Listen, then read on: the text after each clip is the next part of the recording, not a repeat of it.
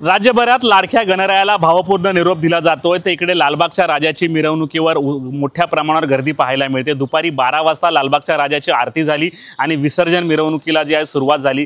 जागोजागी लालबागच्या राजाचं स्वागत होत होतं, पुष्पवृष्टी होत होती। लालबागच्या राजाची एक झलक पाहायला मुंबईकरांनी गर्दी केली होती। त्याची झलक आपल्या मोबाईल कॅमेऱ्यामध्ये एक फोटो मिळावा यासाठी देखील अनेक मुंबईकरांनी गर्दी केली होती। आणि हा पूर्ण सोहळा जो आहे आम्ही HP लाईव्हच्या माध्यमातून तुम्हाला दाखवतो आहेत कशा प्रकारे गर्दी आहे।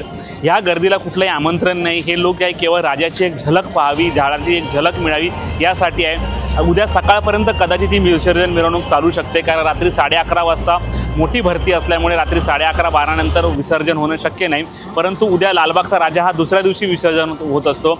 जवळपास 20 ते 22 तास ही विसर्जन मिरवणूक सुरू असते आणि कोळी बांधवांच्या उपस्थितीत राजाला भावपूर्ण निरोप दिला जातो। त्यामुळे ही कशी प्रकारे विसर्जन मिरवणूक आहे पुन्हा एकदा पहा आणि ह्या लाडक्या गणरायाला आपण हा निरोप देत असून पुढच्या वर्षी लवकर या हेच मागणं गणपती बाप्पाकडे मागूयात।